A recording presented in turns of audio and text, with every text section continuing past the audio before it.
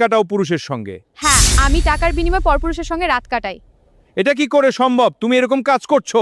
হ্যাঁ, আমি করি। এটা আমার ব্যাপার। আসসালামু আলাইকুম। আলহামদুলিল্লাহ, মসজিদ থেকে বের হচ্ছি। যাও বাবা। এখানে কি করছো মা? তুমি টাকার বিনিময়ে রাত কাটাও পুরুষের সঙ্গে। হ্যাঁ, আমি টাকার বিনিময়ে পরপুরুষের সঙ্গে রাত কাটাই। এটা কি করে সম্ভব? তুমি এরকম কাজ করছো? হ্যাঁ, আমি করি। এটা আমার ব্যাপার। আপনি যদি আমাকে টাকা দেন তাহলে আপনার সঙ্গে রাত কাটাতে আমার কোনো আপত্তি নাই। আচ্ছা ঠিক আছে, চলো আমার সঙ্গে। তোমাকে এক রাতের জন্য 5,000 টাকা দিব, আয় আমার সঙ্গে। কিন্তু এটা কি ঠিক হবে? কোনো সমস্যা নেই, আমার সাথে চলো। ঠিক আছে। চল এখন যাই। হ্যাঁ, চলুন। শুনো মা, তুমি আমার মেয়ের মতন। আমি তোমাকে আজকে নিয়ে আসলাম তোমার সাথে খারাপ কাজ করার জন্য না। জি, বুঝেছি। আচ্ছা মা, তুমি কি জানো জিনা করা পাপের কাজ? জিনাকারিনী এবং জিনাকার দুইজনের কেউ কবরের আযাব থেকে রেহাই পাবে না।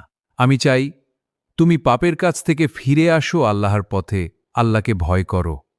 জি আব্বা। এটাই আল্লাহর চাওয়া। আচ্ছা মা, তুমি বসো, আমি নামাজ আদায় করে আসি। তুমি নাস্তাগুলো খেয়ে নিতে পারো।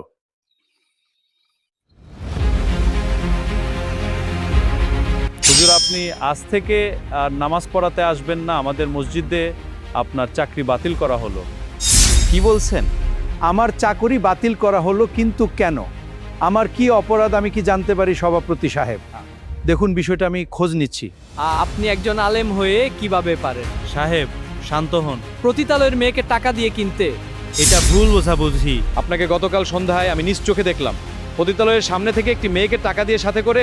আপনি যদি আমাকে টাকা দেন তাহলে আপনার সঙ্গে রাত কাটাতে আমার কোনো আপত্তি নাই।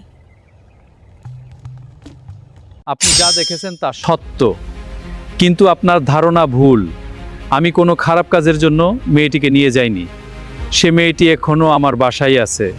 হায় আফসোস, আপনারা মানুষের উপরের দিকটা দেখেন, কিন্তু মানুষের ভিতরের দিকটা দেখা উচিত। আমি মেয়েটিকে নিয়েছি হেদায়েতের পথে আনার জন্য।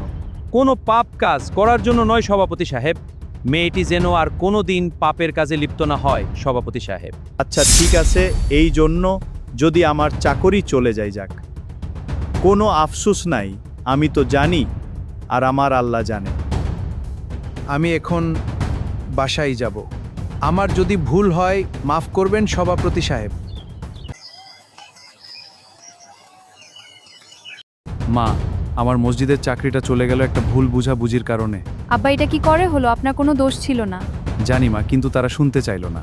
চিন্তা করবেন না, আমরা আছি। আমি আফসোস করি না চাকরির জন্য, আমি আফসোস করি কিছু মানুষের চোখ থাকতে অন্ধ মানুষগুলোর জন্য।